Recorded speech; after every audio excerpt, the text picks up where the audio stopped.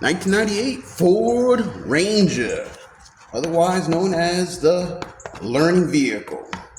This is day 4, part 1. All right, so what I got going on now is I got some highs and I got some lows.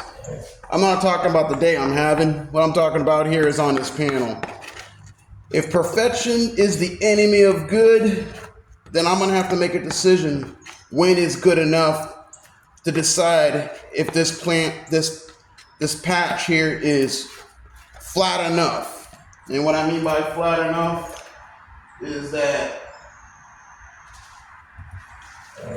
going all the way across is just flat, just like say this.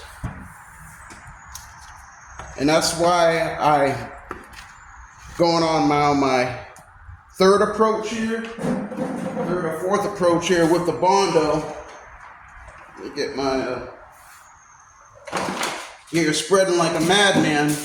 Let me grab my other tool. Loaded.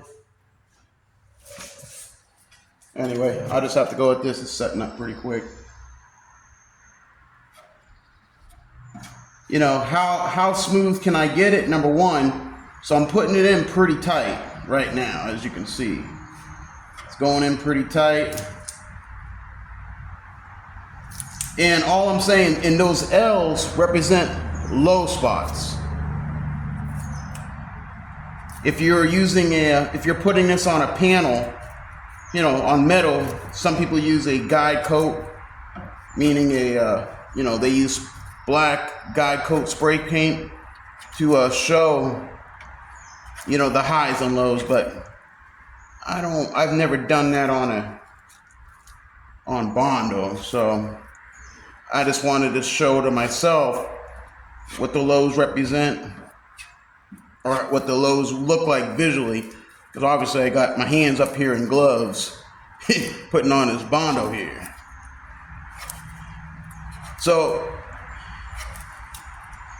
part of this whole deal of me going like I am, I really aim, and again, I know perfection only exists, you know, maybe when it came from the factory, this panel was perfect, but we're talking 27 years, right? 27 years of dings and everything else, and my skill level as of today is not probably up to par to get this as 100% flat as those TV show guys out there who show, you know, when they get done with the finished product, it's like, voila, bing. You know, they got all of a sudden a 100% flat panel. But you know what? I'm gonna give it my doggone best, you know, Boy Scout try here to get this thing right. And I'm just mixing up a little bit of, I mixed up a little bit of Bondo fill, and I'm just gonna let it set up, sand, and I got my trusty level, and we'll just sand and level, sand level, and sand level till I got that ideal, what is good enough in my brain, satisfied. And a lot of that only can come about just by touching the panel. So that's why I say, if the enemy of perfection is good, well, I'm gonna have to get to a point in my mind, what is good enough? But I believe that if I continue to put in more hours of practice, countless more hours doing more panels, I will get that perfection one day. And all it takes is just work.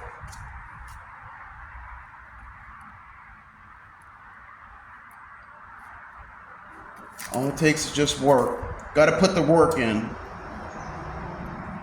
And if there's anything I can do in this world, this physical world of mine, meaning I can work.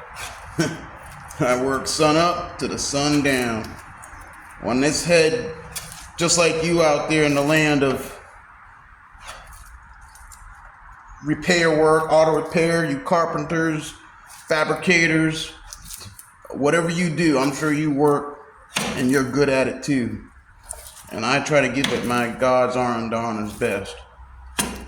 Yes, I do. Yes, sir. Yes, ma'am. So I'm good at work, and I'm willing to keep pursuing what I would call that perfection. Yeah.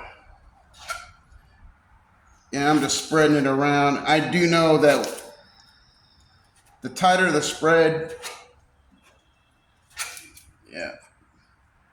I just put a little pea size of hardener in here, so it might take a little bit to harden per se. It is a nice balmy high 70s out today, so I know this will set up, and when it does, it will. It's just a question of when.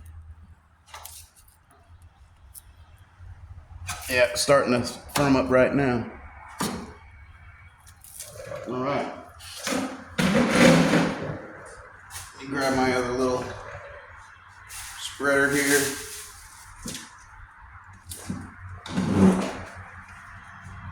Let's see here.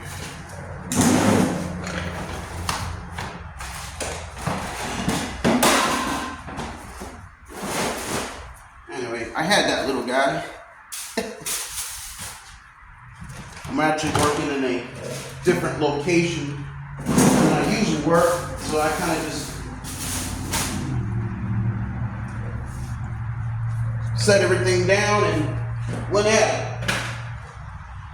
They do say better preparation yields you a better result. Anyway, I was just looking for my small little spreader, and I'm just talking. It's we're 7 minutes into it, and so I guess that's some of the thoughts that I would leave. And in this rhetorical, I don't expect no comments or anybody even to answer these questions.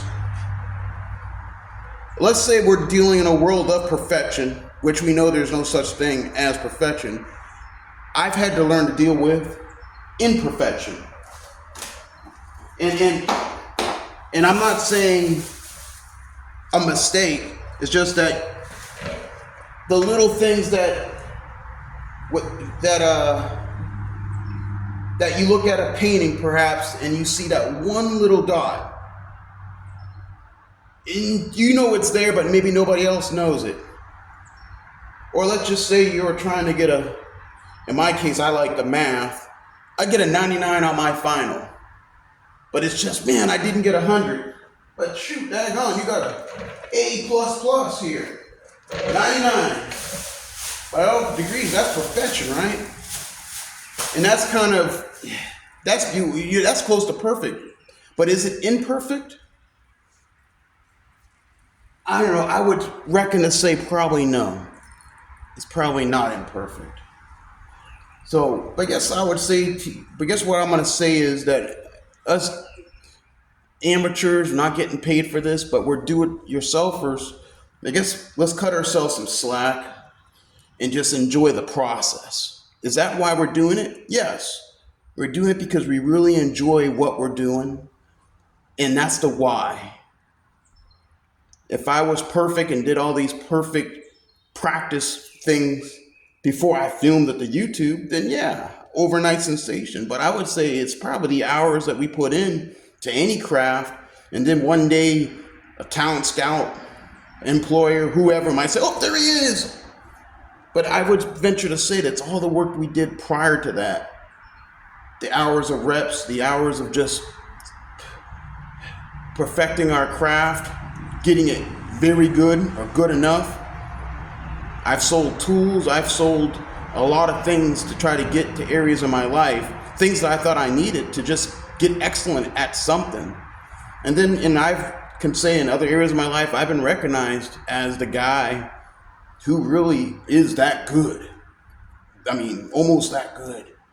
So I would just, again, implore enjoy what you're doing, and know your why. And that's why I upload these videos more or less just to say, hey, if all my imperfections and mistakes that I'm making here, you guys can be confident and be self-assured that you can do it too. As I always say here at Ablecraft, if I can do it, you can do it better.